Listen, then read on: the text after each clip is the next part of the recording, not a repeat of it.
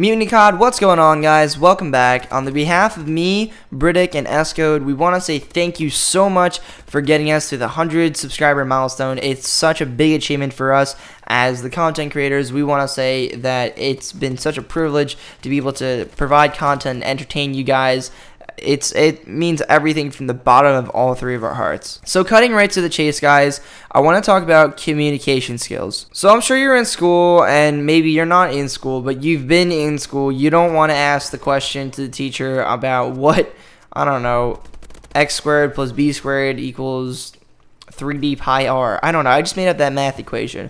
But you understand where I'm going with that, because you're sitting there in class, you're confused about a question that you have as your teacher is sitting there teaching the entire class, and you don't decide to raise your hand to ask the question on how to answer, the problem, because you don't understand a certain step of the, breakdown of algebra. Let's just say algebra. Algebra is confusing as shit. There's way too many steps, and you have to follow it, all the way through. If you make one little mistake, it's going to screw you over for the answer. And by you not raising your hand and asking the question to the teacher on how to solve it, you're lacking communication skills. The more I look into high school and the way the 21st century is evolving and how people are reacting to one another when they see each other in person, it's pretty bizarre to see that people just freeze up. They don't know what to say to one another. And I get that, for example, if you were attracted to a girl and you were nervous about talking to her, that's completely normal. But then there's a new extreme where people are so afraid to just be very straight and directly forward with the girl that they won't even say hi to her in actual face-to-face, like real life, okay? They'll just go over the internet and say hi or tweet them or whatever have you, really. It's kind of pathetic if you ask me. And communication gets even worse when it comes to cell phones and just talking to people, because if you send a text message, oh, hey, do you want to hang out?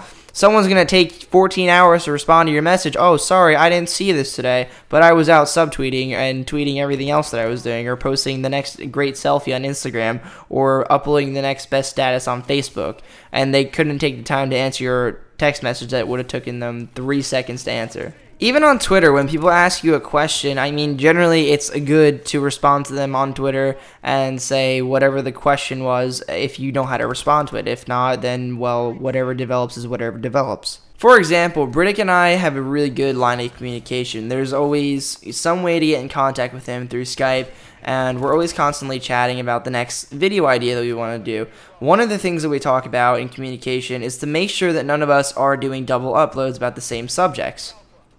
What do you mean by the same subjects? A great example of that was I wanted to post something about Black Ops 3, but I had gone on the Mutiny channel after being away in Florida for about a week for my spring break vacation, which, by the way, was fantastic. You guys can go ahead on my channel and check it out if you're interested in the vlog. Anyways, we were talking about it, and I said, man, that's kind of a shame that you got to Black Ops 3 before I could, because I really did want to talk about it, and I wasn't able to because he got into it. So it doesn't make sense for me to go ahead and post a video about it if you guys have already seen a subject about it already on the Mutiny channel. It's just repetitive and it just gets boring. So that's why I talk to Britick all the time on Skype, because it's important to make sure as a leader that you're not double uploading something or a video subject that you're talking about on the same channel, because then it just makes you and the other guy look stupid because you don't have communication.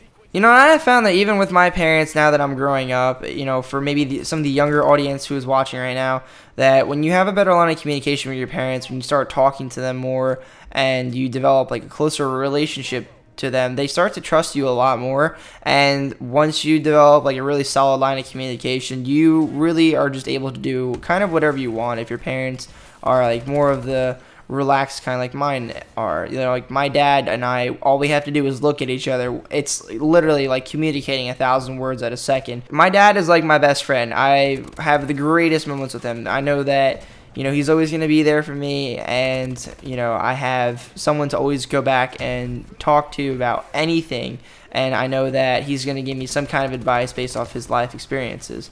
It's really, really good you know, it's a great feeling in general just to have a good communication line with your parents. And even with the math question I was saying, if you had an open line of communication with your teacher, you'd be able to get your point across. You wouldn't have to be afraid of, oh, well, everyone else is going to judge me because they're going to think that I'm stupid for asking this question.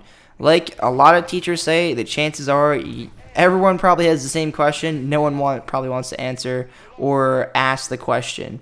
Another example of this that I see really, really commonly, you know, now I'm in high school and more of an upperclassman since I'm a junior, is, you know, people get into fights in school or they'll fight over social media and it'll be about something really stupid, and then they won't talk to each other for like 3-4 months at a time because there's no communication level at all. There's no, oh, well, I'm sorry, this is stupid, let's just be friends and make up and forget this ever happened. People actually stay mad at each other for like 3-4 months at a time. Me, I'm mad for like maybe a day, and I'm just like, all right, homie, you know what? I said some stuff, you said some stuff, we both did things that caused each other, you know, a little bit of mental grief and harm, and I think that we should just shake hands, get over it, and move on, and it's a new day, whatever. Let's be friends.